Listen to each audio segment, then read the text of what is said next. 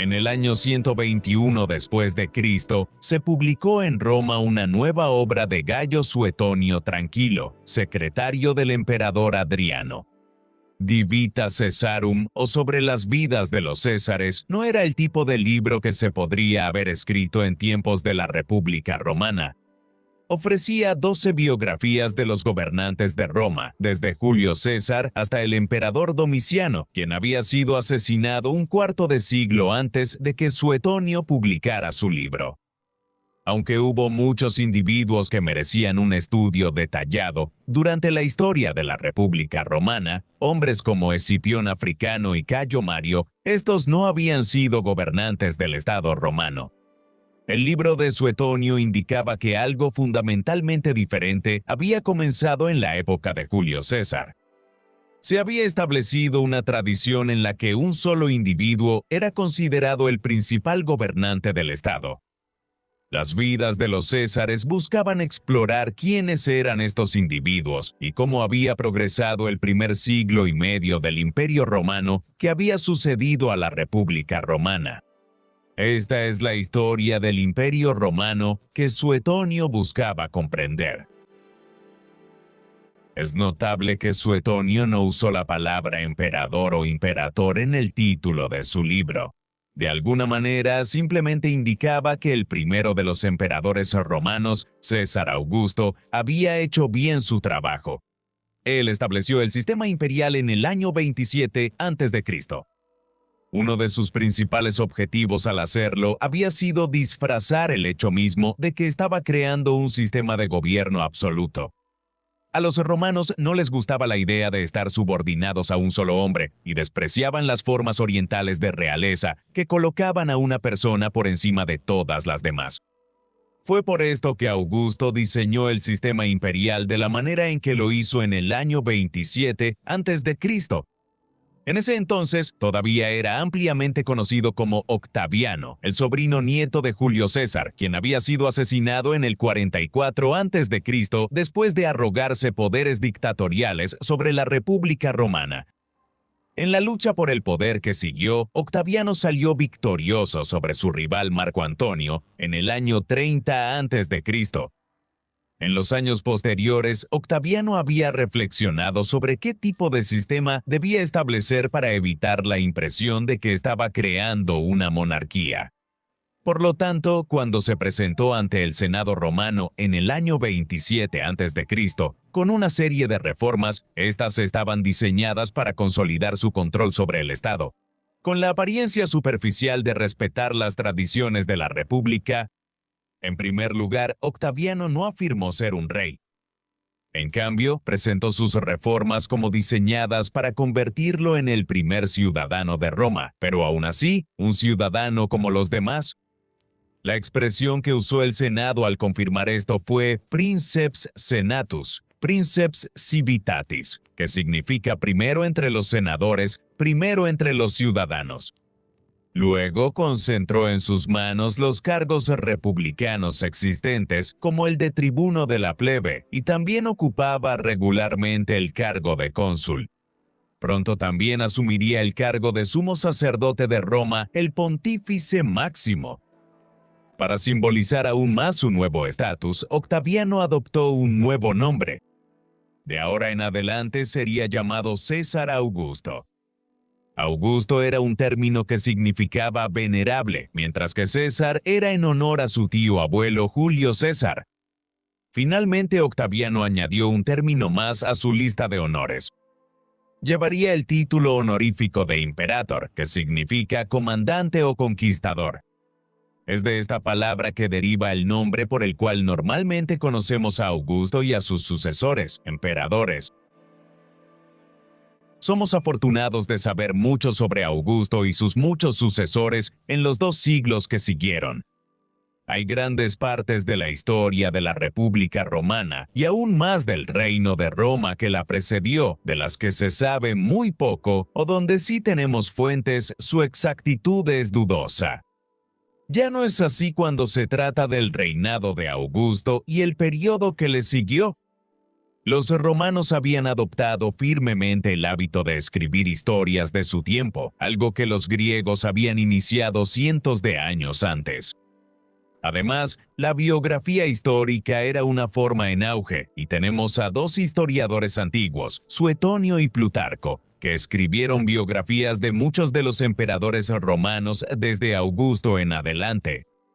Quizás el más serio y estudioso de todos los historiadores romanos, Tácito, escribió dos obras, Anales e Historias, que cubren la historia romana, a través de la dinastía Julio-Claudia que Augusto estableció y la dinastía Flavia que vino después de ella.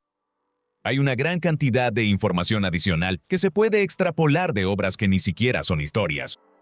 Las obras de teatro de figuras como Séneca reflejan los acontecimientos de la época, mientras que los poemas de Ovidio y otros se burlan de la sociedad romana y al hacerlo arrojan luz sobre las costumbres sociales de ese tiempo. Finalmente, hay edificios por toda Roma que nos muestran cómo se veía la ciudad en tiempos imperiales. Prácticamente todas las ruinas que aún permanecen en la ciudad eterna datan del período del imperio, no de la república. Y si eso no fuera suficiente, un volcán en el año 79 después de Cristo preservó una ciudad entera bajo ceniza volcánica para brindarnos uno de los testimonios más extraordinarios de cómo vivía un pueblo antiguo. Los arqueólogos comenzaron a excavar Pompeya hace casi 300 años y todavía hoy sigue revelando nuevos secretos. Augusto tenía mucho trabajo por hacer como el primer emperador de Roma.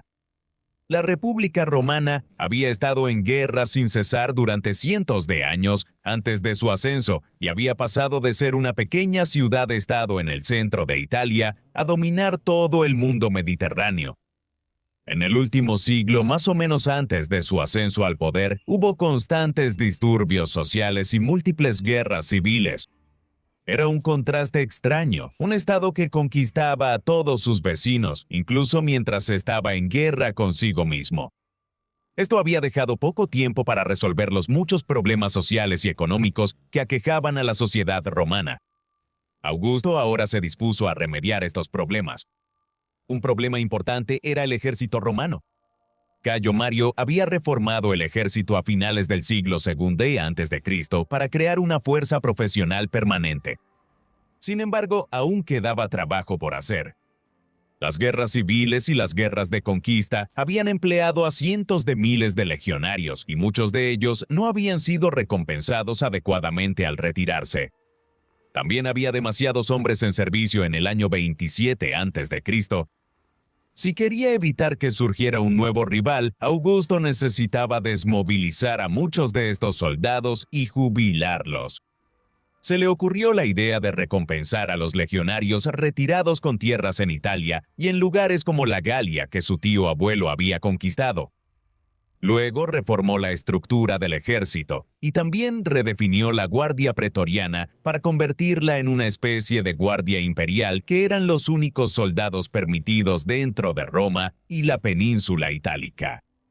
Para asegurar la estabilidad dentro de la ciudad de Roma, una metrópolis bulliciosa que llegaría a tener alrededor de 1 millón de habitantes en su apogeo, bajo el imperio, amplió la cura annona, la distribución de grano, que repartía grano gratis a los ciudadanos de la ciudad. Una serie de otros trabajos se enfocaron en la construcción de caminos, la organización del comercio y muchas otras reformas. Después de décadas de caos, la paz, el orden y la estabilidad serían las características distintivas del reinado de Augusto. Por supuesto, la paz era el anhelado lujo por los romanos en casa. Al principio de su reinado, Augusto continuó expandiendo el imperio fuera de sus fronteras.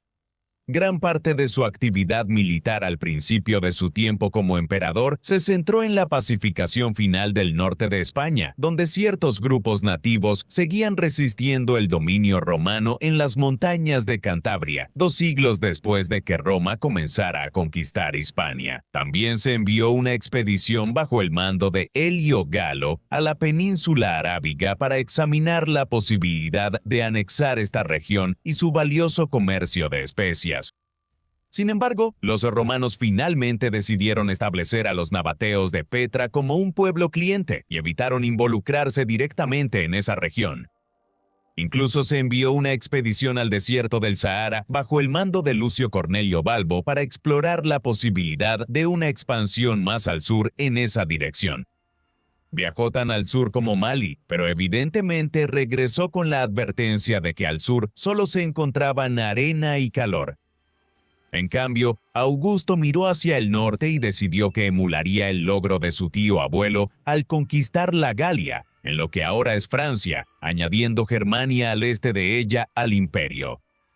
Mientras centraba su atención aquí, Augusto logró mantener relaciones pacíficas con el Imperio Parto en la frontera oriental. Al principio la campaña para conquistar Germania iba bien. El río Rin se estableció como una frontera preliminar y Augusto luego puso su mirada en avanzar hasta el río Elba.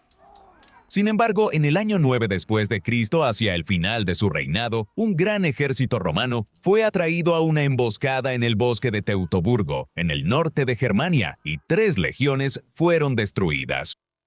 Con este revés, Augusto ordenó una retirada de regreso al río Rin y abandonó los planes de expansión adicional. Además, dejó el consejo de que sus sucesores debían enfocarse en consolidar el enorme imperio de Roma y no buscar expandirse más allá, utilizando el desierto del Sahara en el sur y los ríos Rin y Danubio en el norte como fronteras naturales que podían ser defendidas fácilmente. Augusto estableció el principado o sistema imperial cuando aún tenía poco más de 30 años. Vivió una larga vida hasta bien entrados los 70 años y fue el emperador con el reinado más largo en la historia del Imperio Romano. Como resultado, pudo transformar muchos elementos de la vida romana durante el transcurso de su reinado. Uno de los cambios más profundos fue en la propia apariencia de la ciudad eterna. Como dice una fuente, se decía que Augusto afirmó que encontró Roma como una ciudad de ladrillo y la dejó convertida en una de mármol. Esto no era una simple fanfarronada. Augusto sí transformó la ciudad al erigir muchos edificios y espacios públicos nuevos. La pieza central de esto estaba en el Monte Palatino, una de las 7 colinas de Roma en el centro de la ciudad. Aquí Augusto diseñó su foro, un gran espacio cívico con templos y otros edificios públicos. La pieza central era el imponente templo de Marte Ultor, dedicado al dios romano de la guerra. El foro estaba adornado con más de 100 grandes estatuas de héroes de la República Romana. Augusto también construyó el primer palacio imperial, la Casa de Augusto en el Monte Palatino. Muchos otros proyectos fueron patrocinados por él. Sus aliados y lugartenientes más cercanos también financiaron obras de construcción. Por ejemplo, su aliado más leal, Marco Agripa, construyó las primeras grandes termas públicas de Roma. Sensible a la necesidad de espacios públicos como este y a los beneficios del pan y circo para pacificar a las masas romanas, Augusto financió la remodelación del Circo Máximo, la arena de carreras de carros en la ciudad. Pagó por el transporte de un enorme obelisco desde Egipto hasta Roma para instalarlo en el circo. Todo esto ocurrió dentro de la propia Roma. Sin embargo, el programa de construcción de Augusto también se extendió a las provincias y más allá. Incluso había un templo dedicado a Augusto en la lejana India para que los comerciantes romanos lo visitaran. El programa de propaganda imperial también se manifestó en las artes y la literatura de la época. La cultura augustea generalmente se considera una edad de oro para las letras y las artes romanas. La figura preeminente ya estaba bien establecida cuando Augusto fundó el Principado. Este era el poeta Virgilio. Sus églogas y geórgicas eran ejemplos bastante tradicionales de la poesía pastoral romana en las que había elogiado las cualidades rústicas del pueblo romano. Sin embargo, su obra maestra fue la Eneida, una obra épica en prosa que cuenta la historia del príncipe Eneas de Troya y sus viajes por el Mediterráneo después del asedio de Troya. Finalmente funda la ciudad de Alba Longa, de cuya línea real surgiría Rómulo, el fundador y primer rey de Roma. Era un mito nacional que hacía eco del ciclo troyano de Homero y establecía la idea de que los romanos eran descendientes de los antiguos troyanos. Hubo muchos otros grandes escritores durante este periodo. El poeta del amor Ovidio fue probablemente el más diverso. Más allá de su poesía amorosa y a menudo picante, Ovidio escribió obras importantes sobre temas como el calendario romano y la religión y mitología griega y romana, los fastos y las metamorfosis.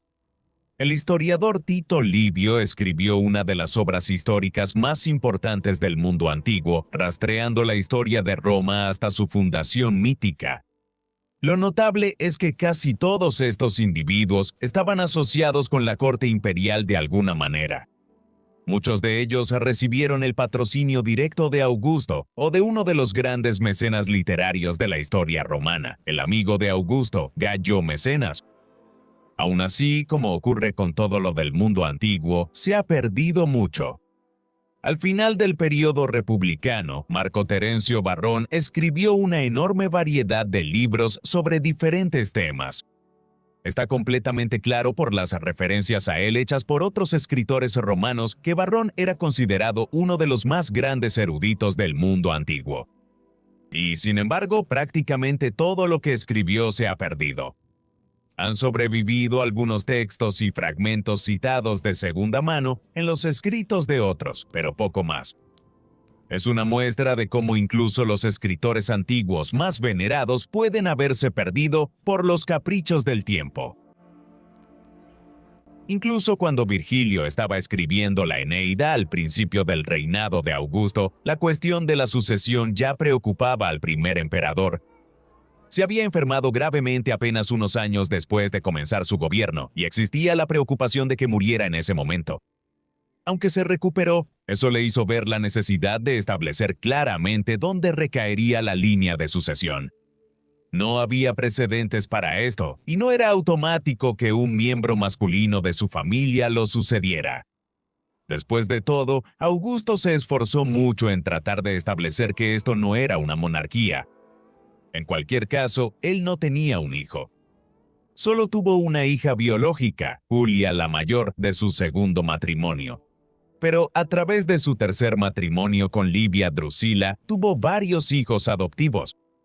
Así, después de su enfermedad y la crisis que causó, Augusto determinó inicialmente que su leal comandante, Marco Agripa, sería su sucesor designado. Para ese fin, hizo que Agripa se divorciara de su esposa y se casara con su hija Julia. Pero Agripa murió en el año 12 a.C., reabriendo el debate sobre la sucesión. Los nietos biológicos de Augusto, fruto del matrimonio de Julia con Agripa, eran los siguientes candidatos obvios. Sin embargo, dos de los nietos murieron en rápida sucesión en el año 2 después de Cristo y en el año 4 después de Cristo, y un tercero fue eliminado de la línea de sucesión, debido a su carácter violento, una señal preocupante de los problemas que se avecinaban con la dinastía Julio-Claudia. Finalmente, Augusto se vio obligado a recurrir a sus hijos adoptivos del matrimonio anterior de Livia. El heredero que eligió al final fue Tiberio. Cuando Augusto finalmente murió el 19 de agosto del año 14 después de Cristo, Tiberio se convirtió en el segundo emperador de Roma. Las historias de la dinastía Julio-Claudia nos harían creer que después de que Augusto se angustiara tanto tiempo por la sucesión, aún así fue sucedido por un gobernante muy pobre. Tiberio era distante y pasó muchos años viviendo lejos de Roma. También tenía un juicio muy cuestionable que resultó en que pusiera un poder excesivo en manos de otros e incluso era un depredador sexual. Así es, al menos, como Suetonio en particular lo retrató. El problema es que Suetonio no siempre fue el observador más honesto. Su obra Las vidas de los Césares podría describirse mejor como una mezcla entre un libro de historia serio y chismes escabrosos. A menudo salpicaba sus escritos con cosas que eran evidentemente falsas, justo al lado de relatos sólidos y comprobables sobre los reinados de los emperadores. Sin embargo, también había un motivo político detrás de esto. Muchos de los emperadores eran considerados por la sociedad romana como personas que no mostraron el debido respeto al honor de la clase senatorial en Roma, y cuando no lo hacían eran criticados tanto por Suetonio como por Tácito. En el caso de Tiberio, fue criticado especialmente por delegar en la práctica el poder a manos del prefecto pretoriano, Sejano, mientras el emperador se retiraba a su palacio de placer en la isla de Capri. Finalmente, Sejano fue arrestado bajo cargos de traición y ejecutado en el año 31 después de Cristo. Incluso después de esto, Tiberio continuó ausentándose de Roma y gobernó a través de intermediarios. Fue un segundo emperador peculiar y es difícil saber qué pensar de él. Probablemente no fue el desviado que Suetonio lo hizo parecer. Al mismo tiempo, parece que tenía poco interés en ser el hombre más poderoso del mundo. Tiberio finalmente murió en el año 37 después de Cristo a los 77 años de edad. Suetonio y otros afirmaron que Roma se regocijó por la muerte del recluso y el ascenso de un nuevo emperador. Gayo César Augusto Germánico era el bisnieto de César Augusto, hijo de Germánico, un venerado héroe militar de la familia imperial. El nuevo emperador era conocido como Calígula, que significa botita, un apodo que le habían dado. Le dieron ese apodo cuando era un niño pequeño en los campamentos del ejército en Germania con su padre.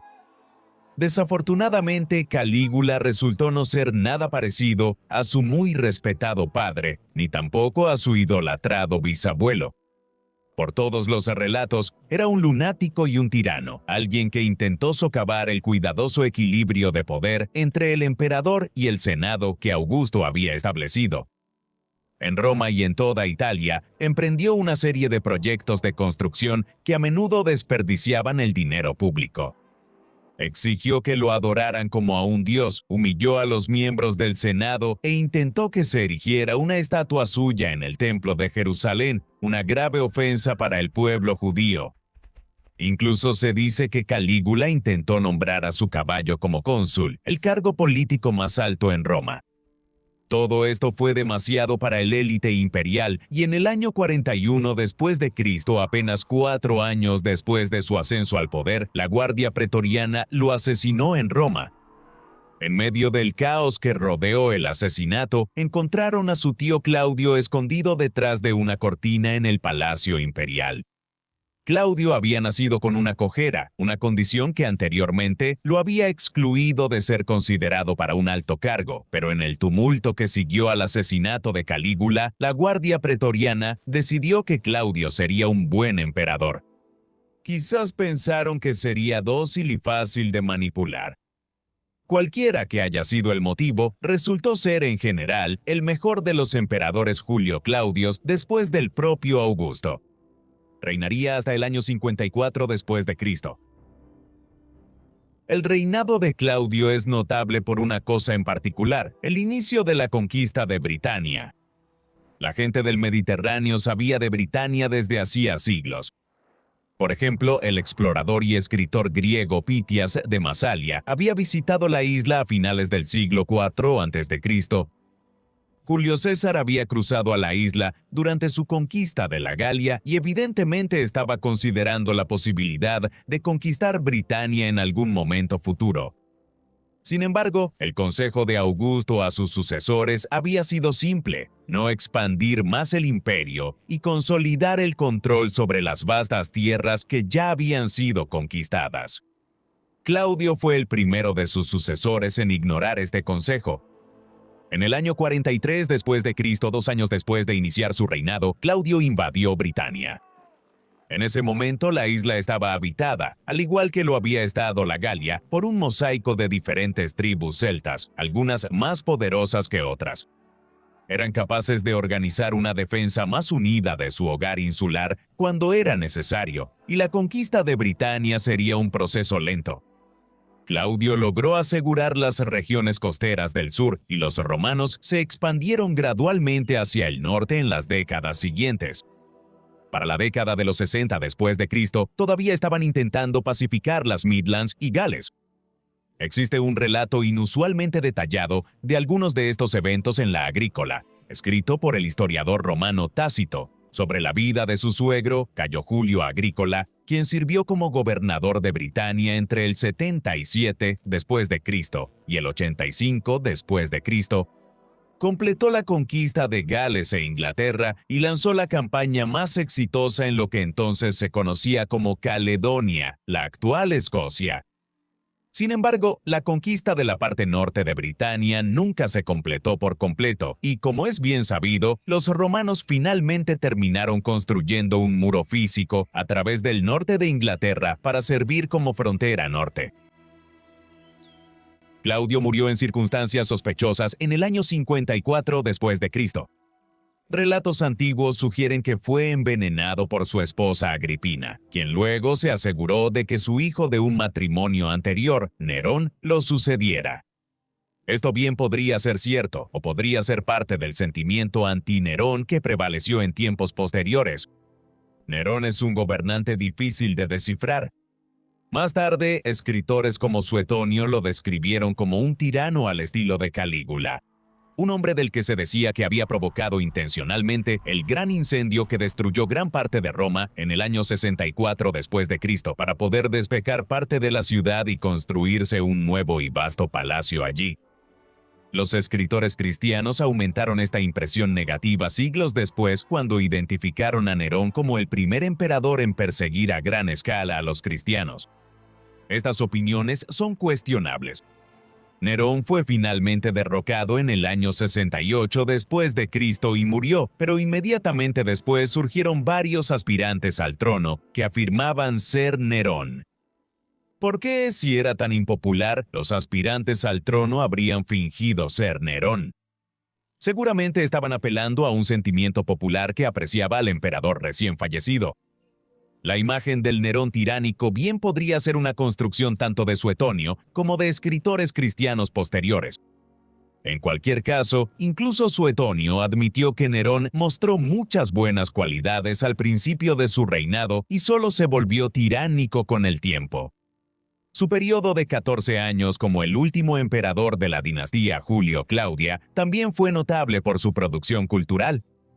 Su mentor, Séneca, fue uno de los grandes filósofos estoicos, ensayistas y dramaturgos de la historia imperial romana. Un amigo de Nerón, Lucano, compuso la Farsalia, un poema épico sobre la guerra civil entre Julio César y Pompeyo el Grande. Otro cortesano del círculo de Nerón, Petronio, escribió el Satiricón, una de las únicas novelas en latín que han sobrevivido desde la antigüedad. Mientras tanto, Plinio el Viejo estaba escribiendo su enciclopedia, la Historia Natural, uno de los textos de mayor alcance jamás producidos en la antigüedad. Como se mencionó, Nerón fue derrocado en el año 68 después de Cristo. Las razones para la revuelta contra su gobierno son multifacéticas. Parece que sí hubo un descontento creciente sobre la manera en que estaba gobernando, especialmente desde el gran incendio del año 64 después de Cristo y después de una conspiración para asesinarlo en el año 65 después de Cristo, liderada por Gayo Calpurnio Piso, un destacado político de la época. Nerón se volvió cada vez más paranoico después de la conspiración de Pisón. A esto se sumó una gran revuelta en el oriente, en la provincia de Judea. El pueblo judío había demostrado ser uno de los súbditos más reacios del Imperio Romano. Sus costumbres religiosas y sociales a menudo estaban en desacuerdo con el dominio imperial romano, y Tiberio, Calígula y Nerón habían implementado políticas que provocaron la resistencia judía al dominio romano, especialmente al deshonrar la santidad del Templo de Jerusalén. En el año 66 después de Cristo, estos resentimientos estallaron en una rebelión masiva en la provincia. Muchas legiones tuvieron que ser enviadas al Levante para enfrentar el problema, y esto se prolongaría durante años después del asedio y la devastación de Jerusalén en el año 70 después de Cristo. Estos acontecimientos provocaron varias revueltas contra Nerón en el año 68 después de Cristo entre los gobernadores y comandantes en la Galia e Hispania. El Senado entonces se volvió contra Nerón, quien huyó de Roma y se quitó la vida. Inicialmente fue sucedido por un senador respetado y gobernador provincial, Galba, pero el gobierno de Galba se estableció únicamente por la fuerza militar y el consentimiento de una parte del Senado. Poco después, otros decidieron que ellos también tenían la oportunidad de apoderarse del título imperial. Por lo tanto, el año 69 después de Cristo se conoció como el Año de los 4 Emperadores. Galba fue derrocado por Otón en enero. Duró solo 3 meses antes de que uno de los comandantes de la frontera germánica, Vitelio, llevara su legión al sur y tomara el poder en Roma en abril. Vitelio fue, a su vez, derrocado por Vespasiano, el general de mayor rango encargado de pacificar Judea. Vespasiano pudo usar las legiones bajo su control en el este para derrotar a Vitelio y proclamarse emperador. En las últimas semanas del año 69 después de Cristo, el nombre completo de Vespasiano era Tito Flavio Vespasiano. El elemento Flavio era el nombre de la gens o familia. Por lo tanto, la dinastía que él fundó es conocida como la dinastía Flavia. Tendría 3 gobernantes. Vespasiano mismo gobernó entre el año 69 después de Cristo y el 79 después de Cristo. Luego fue sucedido por su hijo Tito, quien era muy querido, pero que solo gobernó durante 2 años antes de morir bajo circunstancias posiblemente sospechosas. Luego, el hermano de Tito, Domiciano, ascendió al trono imperial. Él gobernaría durante 15 años. La era de la dinastía Flavia presenció acontecimientos importantes en todo el imperio. La conquista de Britania continuó, mientras que las tensiones aumentaron a lo largo de la frontera del Danubio con los dacios, una tribu que gobernaba un reino en lo que hoy es Rumania. Durante el reinado de Domiciano, se envió una nueva expedición al desierto del Sahara, liderada por Julio Matiano. Parece que llegó hasta el lago Chad y lo que hoy es la República Centroafricana. Expediciones tan profundas en el interior de África no serían intentadas nuevamente por europeos hasta el siglo XIX. Luego estaban los elementos más extraños del gobierno Flavio. Vespasiano, por ejemplo, fue responsable del llamado impuesto a la orina, un impuesto sobre la eliminación de orina de los baños públicos en Roma. Esto tiene algo de sentido si consideramos que la orina se usaba en muchas sociedades preindustriales como una forma de teñir ropa y limpiar prendas blancas. El amoníaco eliminaba las manchas. El pasado solía ser un lugar desagradable. El corto reinado de Tito comenzó con uno de los eventos más importantes en la historia romana, o al menos uno que nos ha permitido obtener una visión fascinante de la vida romana a lo largo de los siglos.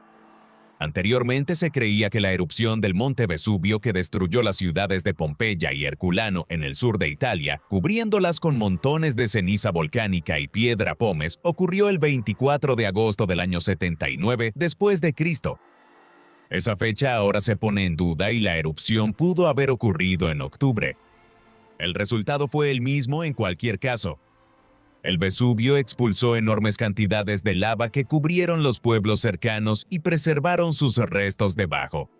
Ya desde el Renacimiento había personas que escribían sobre el hallazgo de cosas bajo tierra en las cercanías del volcán y en el siglo XVIII comenzaron las primeras exploraciones arqueológicas tentativas de Pompeya. 3 siglos después todavía queda aproximadamente 1/3 del sitio por excavar completamente. Pompeya y, en menor medida, Herculano ofrecen una ventana impresionante a cómo era la vida en el Imperio Romano. Esta era una sociedad altamente urbanizada, al menos según los estándares del mundo antiguo, con quizás hasta un 25 a 30% de las personas en Italia viviendo en ciudades y pueblos. Los ricos y los pobres vivían unos junto a otros, los últimos en viviendas colectivas y los primeros en villas. Los esclavos estaban presentes en todas partes. Se estima que entre el 10 y el 25% de la sociedad romana estaba compuesta por esclavos. La proporción era mayor en Italia que en otras partes del imperio. Esta era una sociedad preindustrial y la agricultura era la principal actividad económica. De hecho, la prevalencia de la esclavitud probablemente actuó como un impedimento para el desarrollo de la industrialización. Los romanos, por ejemplo, entendían la mecánica básica de una máquina de vapor, pero nunca ampliaron su uso.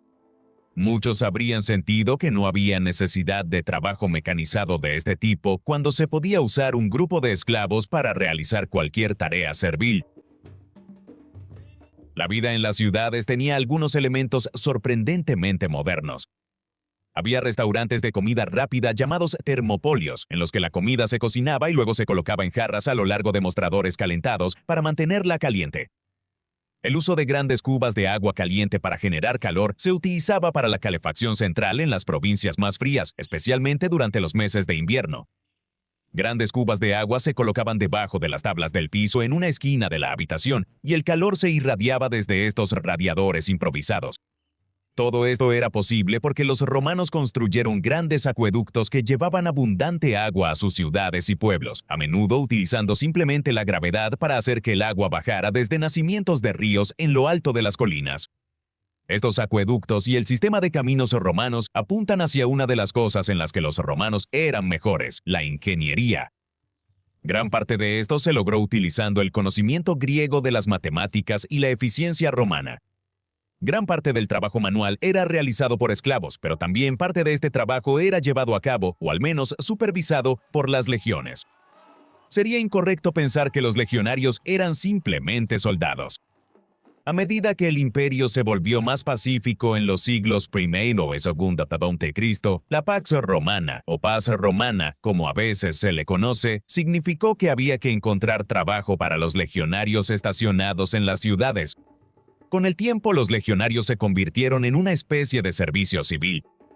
Actuaban como fuerza policial para mantener la ley y el orden, además de desempeñar el papel de bomberos y numerosas otras tareas.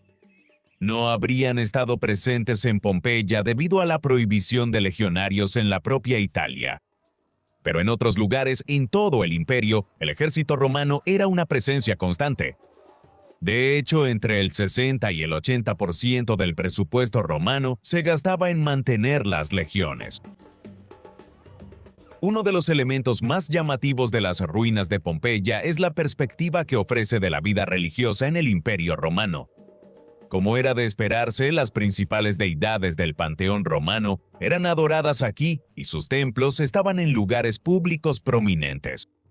Estas incluían dioses como Júpiter, el rey de los dioses y el equivalente romano de Zeus, y su esposa Juno. Marte, el dios de la guerra, era particularmente venerado por los romanos, mucho más que su equivalente griego Ares.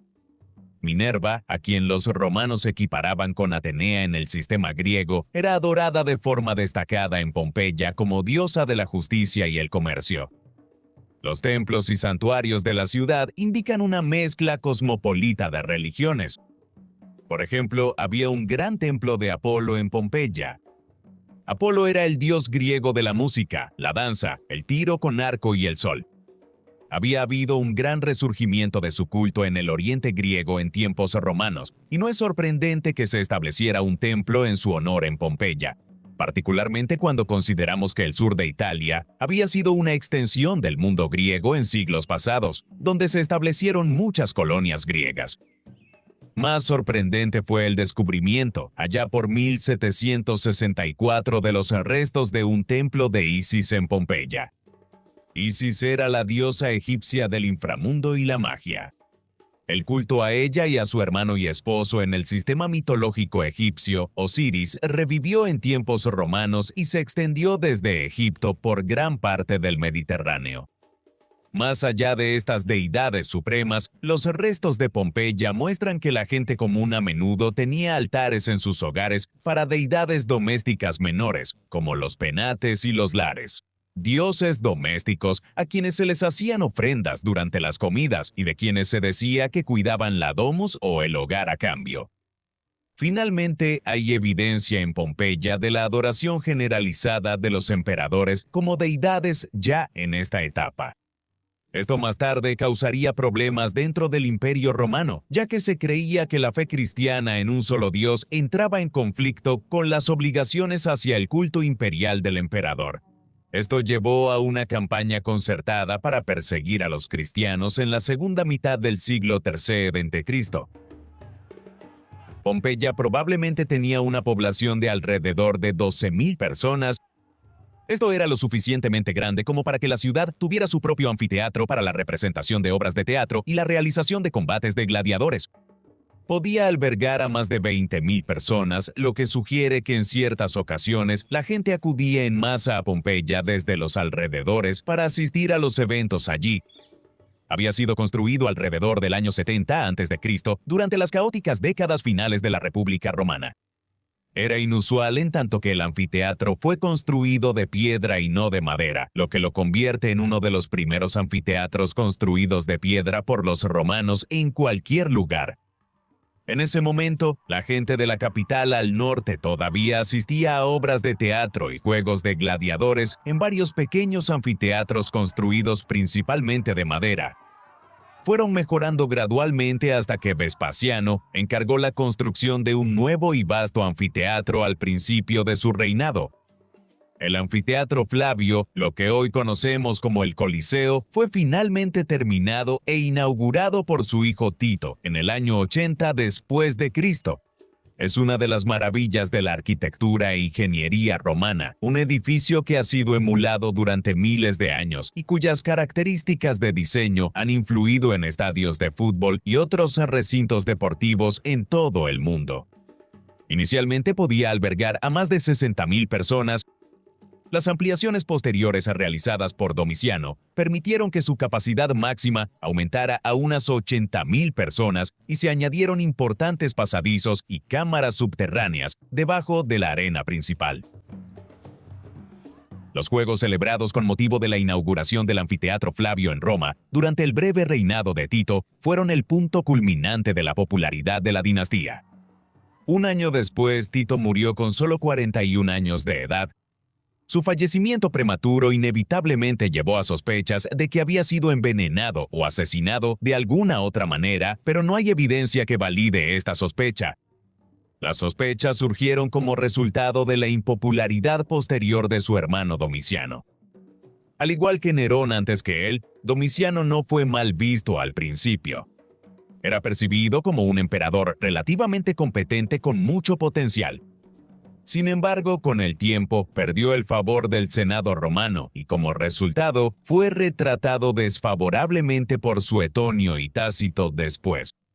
Se esperaba que los emperadores respetaran la dignidad de la clase senatorial, asegurándose de que el Senado fuera debidamente consultado en asuntos de alta política, y permitiendo que las familias de alto rango ascendieran a través del cursus honorum, la serie de cargos magistrales romanos que concluía con un periodo como cónsul o siendo nombrado gobernador de una provincia. La relación de Domiciano con el Senado se deterioró con el tiempo. Enfrentó revueltas y conspiraciones por parte de figuras como el gobernador de una de las provincias fronterizas de Germania, Lucio Antonio Saturnino, en el año 89 después de Cristo, mientras que también fracasó en derrotar y conquistar a los dacios cuando se enfrentó a ellos en la frontera del Danubio. Esto culminó en el año 96 después de Cristo en una conspiración que involucró a elementos del personal imperial, la Guardia Pretoriana y el Senado. Domiciano fue asesinado en sus aposentos imperiales y el Senado se apresuró a elegir a un senador anciano, Marco Cosello Nerva, como el siguiente emperador. Al hacerlo, iniciaron un proceso por el cual los emperadores durante el siguiente siglo se volvieron semielectivos, aunque existían lazos de sangre entre la mayoría de ellos. Esto se conoce como la era de los 5 buenos emperadores. La cultura del Imperio Romano durante este periodo a menudo es injustamente pasada por alto, quedando a la sombra de la que predominó aproximadamente 100 años antes, bajo Augusto, cuando escritores como Virgilio, Ovidio y Horacio habían escrito algunas de las grandes obras de Roma. Los escritores de la era Flavia y de principios del siglo II quizá no igualaron a Virgilio, pero fueron muy importantes a su manera.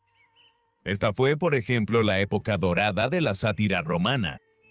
2 escritores, Marcial y Juvenal, produjeron una serie de sátiras y epigramas que criticaban la vida en la Roma imperial y las costumbres sociales de la época. Ambos tenían un tono serio. Juvenal fue quien acuñó la frase de que el pueblo romano se saciaba con pan y circo. Apareció en un pasaje en el que criticaba duramente la manera en que los romanos comunes ya no desempeñaban ningún papel en la vida pública. Marcial hacía referencia a la obra de uno de los otros grandes poetas de la época en sus epigramas.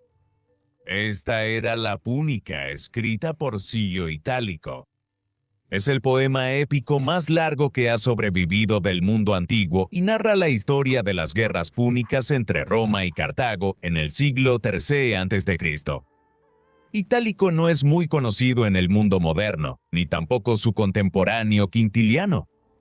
Quintiliano fue un educador y retórico que enseñó a algunos de los eruditos más destacados de Roma en las décadas de los 70 y 80 después de Cristo.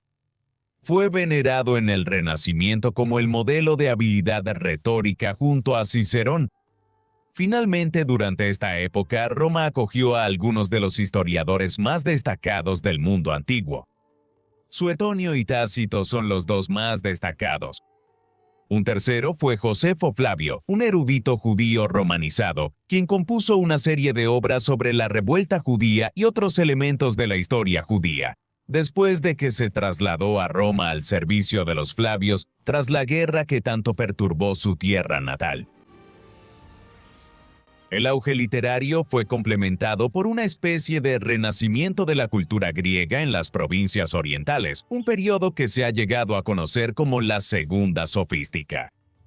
El nombre proviene de la palabra sofistas, que se usaba para describir a los filósofos y debatientes que eran los principales eruditos de la antigua Grecia durante la era clásica de los siglos V a IV a.C.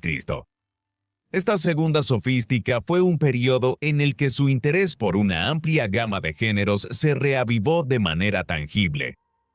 Una figura central fue Plutarco, el historiador y biógrafo grecorromano, que compuso una serie de vidas paralelas en las que comparaba las vidas de destacados griegos y romanos. Son algunas de las mejores fuentes para estudiar las vidas de individuos clave de la historia de la antigua Grecia en particular. Plutarco, sin embargo, fue más que un biógrafo histórico, y su obra Moralia y otros escritos ofrecen una visión de la filosofía griega de esa época e incluso del culto a deidades egipcias como Isis y Osiris. Otro escritor notable de la Segunda Sofística es Pausanias. Él compuso una especie de guía de viajes antigua que ofrecía un recorrido escrito por los principales templos y sitios turísticos del mundo griego. Muchos de los monumentos, templos, estatuas y otros edificios que él describió han desaparecido hace mucho tiempo. Así que su guía a menudo nos proporciona la mejor fuente para reconstruir cómo eran algunos de los grandes edificios y templos del mundo griego en la antigüedad. Hubo muchos otros escritores destacados de la Segunda Sofística. Entre ellos, Luciano de Samosata merece el mayor elogio. Luciano no es precisamente un hombre muy conocido en la actualidad, pero fue un autor muy venerado en siglos pasados. Sus relatos cortos y obras más largas como Una historia verdadera podrían considerarse, en cierto modo, las primeras obras de ciencia ficción. También fueron una gran influencia en épocas posteriores para escritores como Tomás Moro en su Utopía y François Rabelais en Gargantúa y Pantagruel. El reinado de Nerva como emperador de Roma fue breve. Ya tenía más de 60 años cuando fue nombrado emperador con el consentimiento del Senado, y su designación tiene el aire de una medida provisional hasta que se pudiera encontrar un candidato más concreto para sucederlo. El sucesor definitivo, menos de un año y medio después, a principios del año 98 después de Cristo, fue Marco Ulpio Trajano, usualmente conocido simplemente como Trajano. Muchos romanos consideraban a Trajano como su mejor emperador. Años después, era común decir cuando un emperador asumía el poder, Felicio Augusto, Melio Traiano, que significa que seas tan afortunado como Augusto y mejor que Trajano.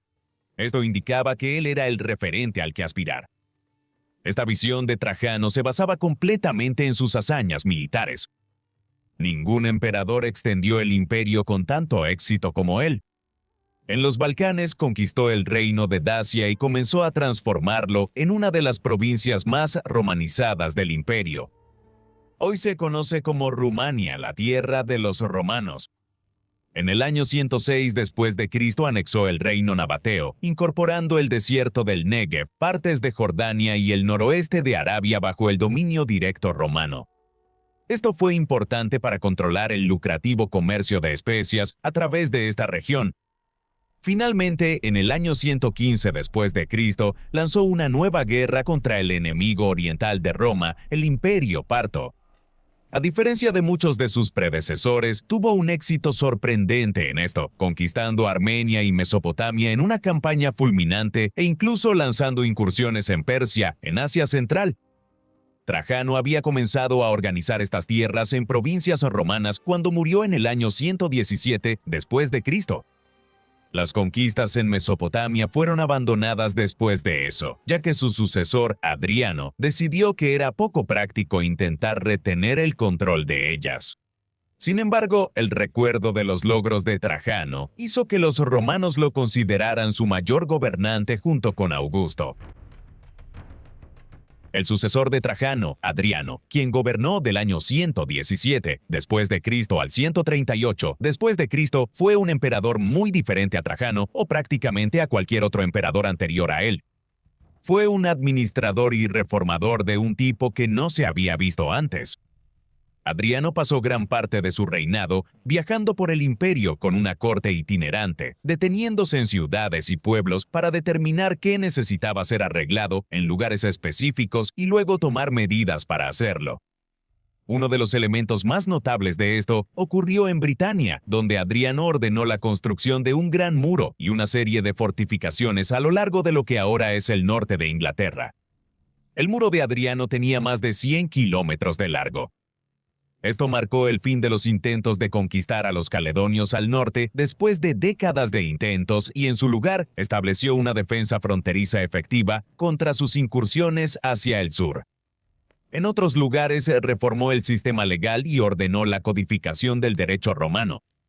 Se dedicó a restaurar y expandir muchas ciudades que habían caído en decadencia y también fue un gran defensor de la cultura griega. Esto ayudó a los eruditos de la segunda sofística, aunque contribuyó a que las clases senatoriales llegaran a sentir antipatía por él. Adriano era considerado excesivamente aficionado a la cultura griega, lo que se ejemplificaba en su decisión de dejarse crecer la barba larga. Su ausencia de Roma durante largos periodos de tiempo también irritaba a la élite romana. No todas sus reformas tuvieron éxito. Había heredado una nueva rebelión entre el pueblo judío en el Mediterráneo oriental al inicio de su reinado, y provocó una tercera revuelta judía cuando ordenó la construcción de una nueva colonia romana sobre las ruinas de Jerusalén que nunca se había recuperado de su devastación durante la primera revuelta judía en la época de Vespasiano. La tercera revuelta judía llevó a una nueva huida del pueblo judío de Judea y la diáspora continuó expandiéndose durante el gobierno de Adriano. El sucesor de Adriano es uno de los emperadores romanos menos destacados. Antonino Pío gobernó el imperio durante 23 años hasta el 161 después de Cristo. A pesar de la duración de su reinado, hubo sorprendentemente pocos eventos notables durante la mayor parte de este. Antonino no conquistó ningún territorio nuevo, ni emprendió ningún programa de reformas ambicioso como el que Adriano había intentado.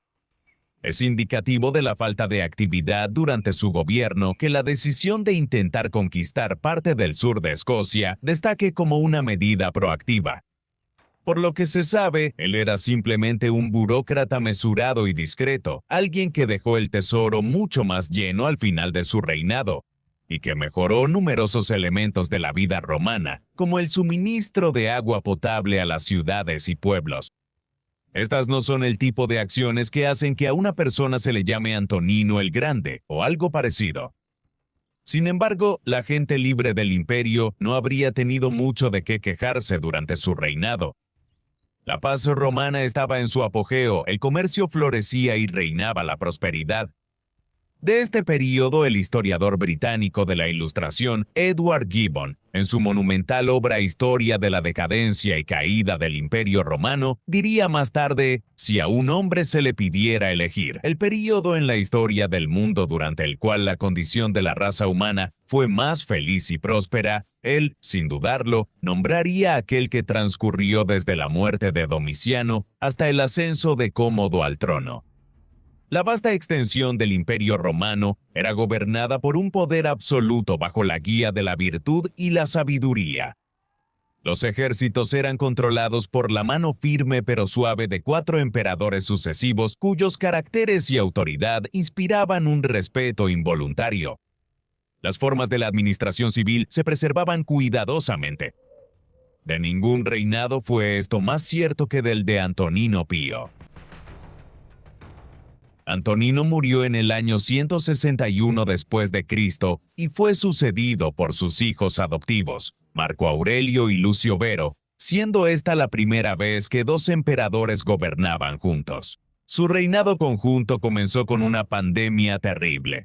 Hoy se le conoce como la peste antonina, ya que los primeros reportes de ella en las provincias orientales datan del final del reinado de Antonino.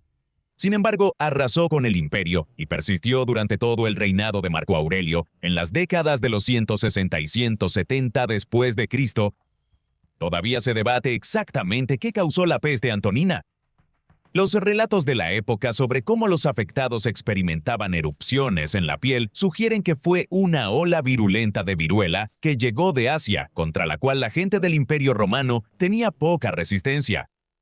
Otros han sugerido que pudo haber sido sarampión, lo cual también correspondería con los síntomas descritos en las fuentes antiguas. Lo que está fuera de duda, independientemente de cuál fuera la patología de la enfermedad, es que mató a millones de personas. Relatos posteriores describen a miles de personas muriendo en cuestión de días en las ciudades más grandes cuando las olas de la enfermedad estaban en su peor momento. Las estimaciones sobre el número exacto de muertes sugieren que entre el 10 y el 15% de la población del imperio perdió la vida en las primeras olas entre el año 165 después de Cristo y el 180 después de Cristo. Dependiendo de cuál haya sido la población del imperio, esto sugiere una cifra de muertes de entre 5 y 10 millones de personas y no fue la única ola mortal de la enfermedad. Nuevas olas ocurrieron nuevamente hacia finales del siglo II y continuarían afectando al imperio y a su gente durante varios años más. Podría haber sido la peste antonina la que cobró la vida de Lucio Vero en el año 169 después de Cristo. Su fallecimiento significó que Roma volvió a tener solo un emperador, Marco Aurelio. Aurelio es uno de los emperadores romanos más conocidos hoy en día. Esto se debe principalmente a la serie de cuadernos que mantuvo, donde registraba sus opiniones sobre la filosofía estoica y otros aspectos de la vida moral. Posteriormente fueron publicados como las Meditaciones. Otros 3 aspectos de la vida y el reinado de Aurelio destacan. En primer lugar, la disposición estoica de Aurelio probablemente fue favorecida en buena medida por su consumo de opiáceos. Consumía diariamente una triaca, una especie de poción utilizada contra el envenenamiento y otros males, que incluía una fuerte dosis de opio. En segundo lugar, libró una guerra contra el Imperio Parto en los primeros años de su reinado. Durante el transcurso de esto, un ejército romano penetró nuevamente en Mesopotamia, al igual que Trajano medio siglo antes, aunque con menos éxito en derrotar a los partos. Sin embargo, esta guerra generalmente se pasa por alto en los relatos del reinado, en favor de examinar el tercer y más importante aspecto del reinado, las guerras marcomanas. Estas se libraron durante un periodo de casi 15 años entre el 166 después de Cristo y el 180 después de Cristo en Europa Central. Los romanos habían fijado su frontera norte a lo largo del curso de los ríos Rin y Danubio. Sin embargo, había una debilidad en esta defensa fronteriza, un largo tramo de tierra entre el Rin y el Danubio, que tenía que ser protegido sin una gran defensa fluvial como la del Rin. A mediados de los años 160 después de Cristo, una gran confederación de grupos germánicos, liderada por los marcomanos e incluyendo a los cuados y sármatas, atravesó la frontera por la fuerza y ocuparon tierras alrededor de las provincias de Nórico y Panonia, en lo que ahora son Austria y Croacia. Esto amenazaba la seguridad del norte de Italia y no podía ser tolerado. A lo largo de una extensa serie de campañas, los romanos derrotarían a los marcomanos y sus aliados y los expulsarían de estas tierras. Sin embargo, estas guerras fueron significativas. Señalaban una fragilidad en la frontera norte y en las tribus más allá de ella, que se estaban volviendo más agresivas y ambiciosas a la hora de saquear las provincias romanas.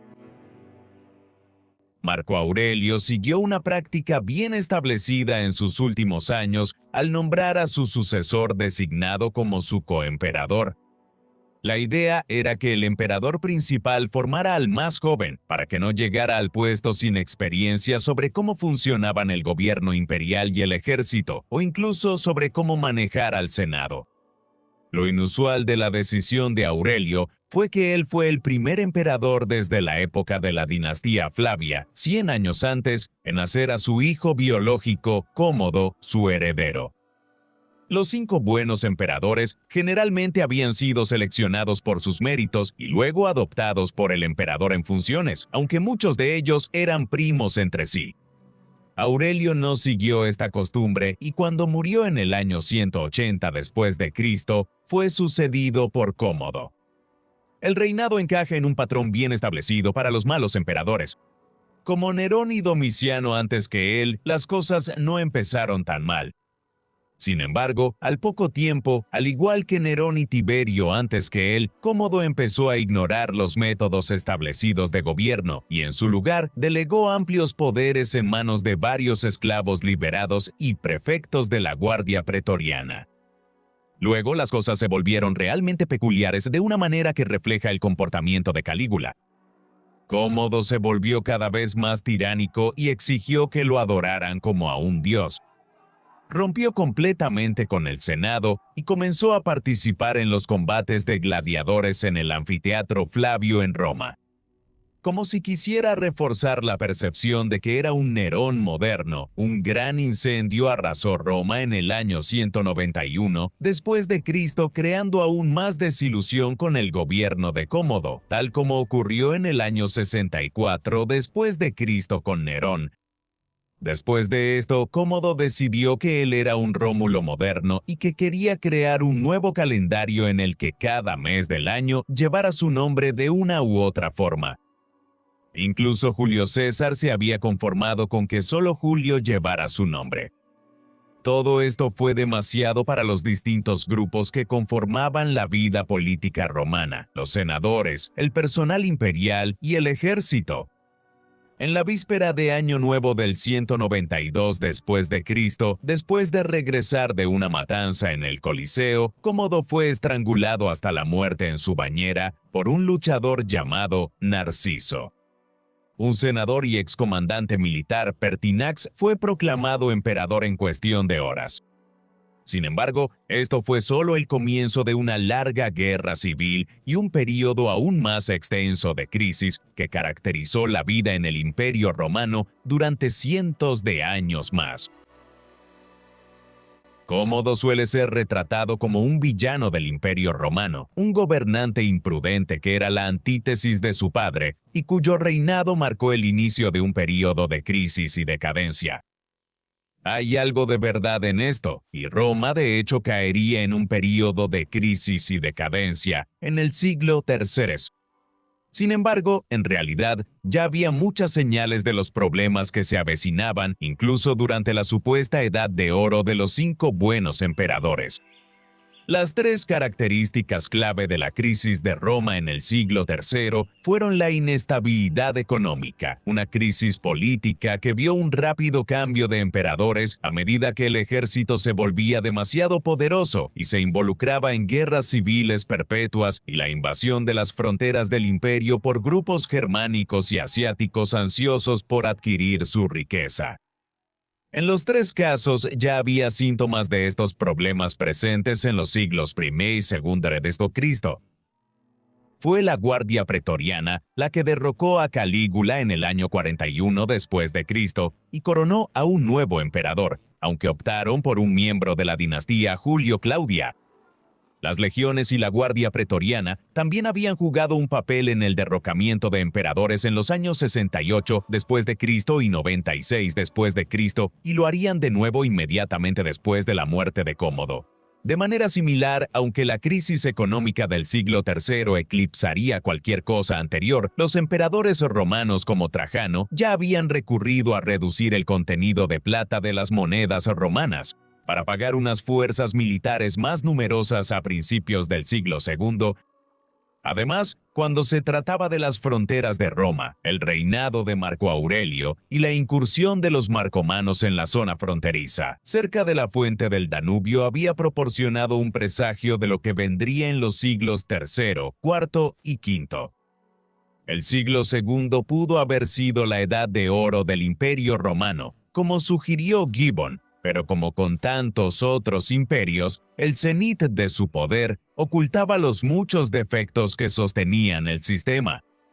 Como veremos en la tercera y última parte de esta historia de Roma, la edad de oro de los 5 buenos emperadores fue seguida pronto por una inmensa crisis en el siglo III. ¿Qué opinas del Imperio Romano? ¿Realmente era una buena época para estar vivo, como argumentaba Gibbon? ¿O era un imperio con muchos problemas subyacentes? Por favor, háznoslo saber en la sección de comentarios. Y mientras tanto, muchas gracias por vernos.